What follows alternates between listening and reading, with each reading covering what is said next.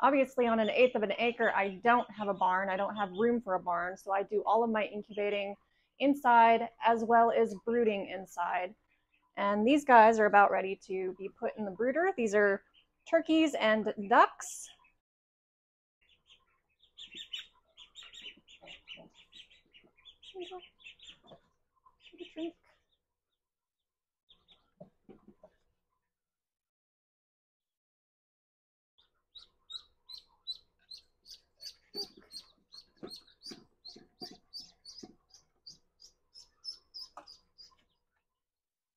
Now follow me out into my backyard where we have most of our garden. And then over here in what used to be what we called the dog yard, it is now our quail yard, kind of. And it also has our greenhouse. Here are my quail.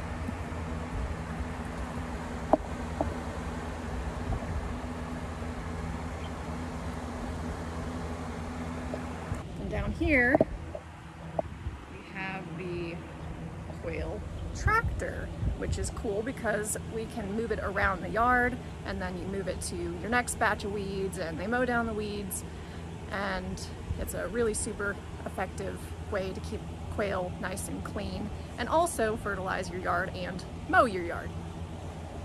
So let's go over here into the more garden area. This right here is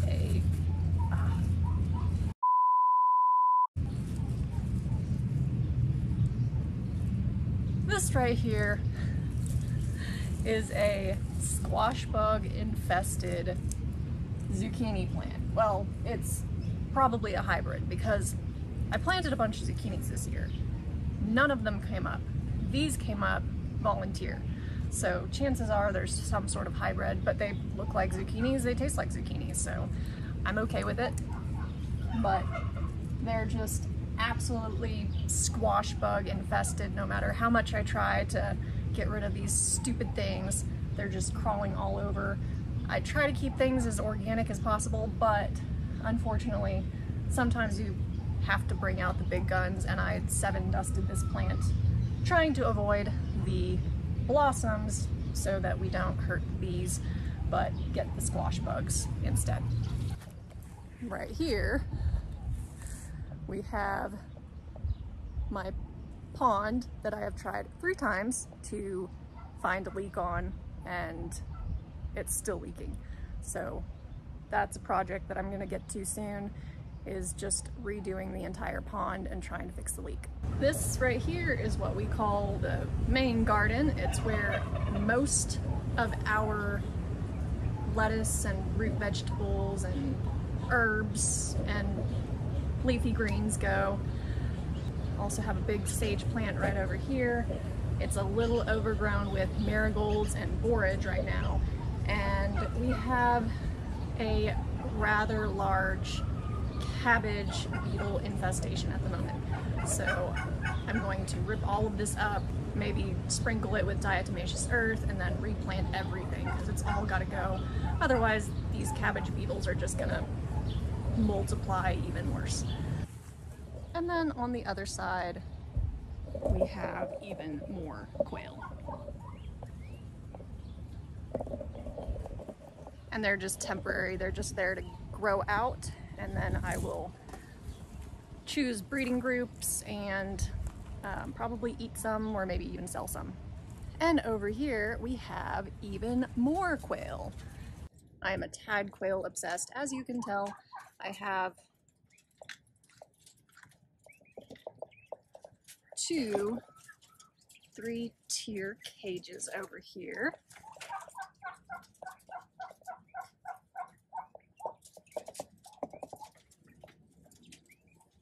And this is just a high tunnel made out of hog paneling with some greenhouse tarp and shade cloth over it at the moment. 2 shade cloths, in fact. Got 107 degrees here recently, so I threw a second shade cloth over them to hopefully keep them a little bit cooler. Over here we have what we call the Gus Garden. This is a Blue Hubbard, well, I think it's a Blue Hubbard squash. It also was a volunteer because all of the squashes that I planted this year did terrible, and the only ones that are doing really well are the ones that came up volunteer. So I think it's a Blue Hubbard. It could be hybrid, it could be who knows what else. And then this year we have our peppers planted in it.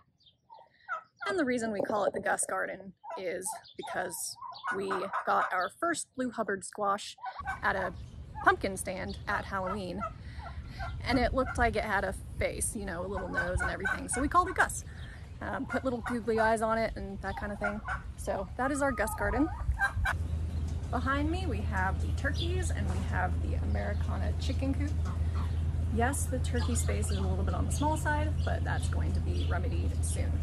Most of this stuff is just built from scraps we found or dumpster dove for or had lying around already, like this chicken coop door over here.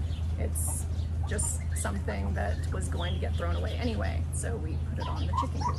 No, it's not pretty, but it is functional.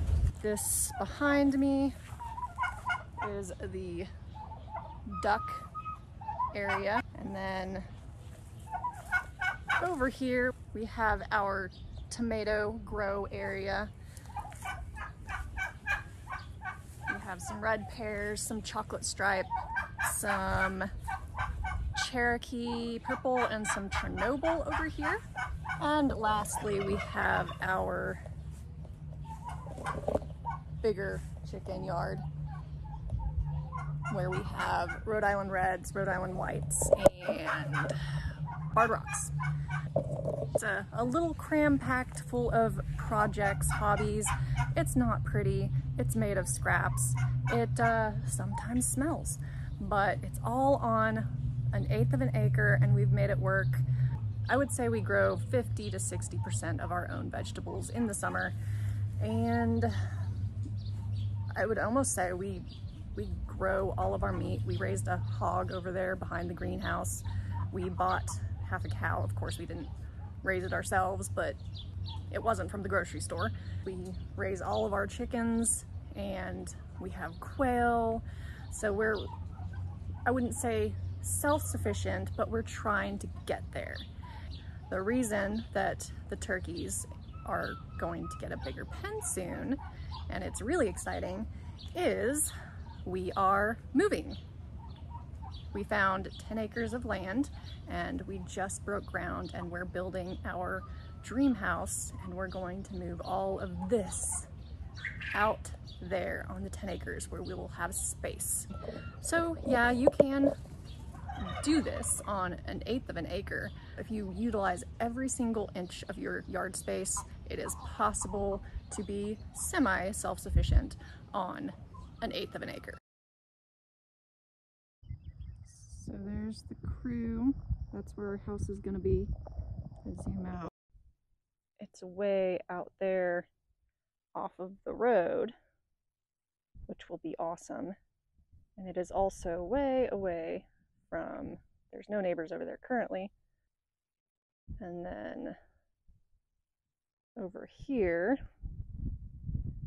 is our first neighbor. We do have a new neighbor over here that was not there last time we came out here. We're still quite a ways away from the neighbors relative to our 1/8 of an acre. And we should have hopefully more privacy, and of course we can do whatever we want now.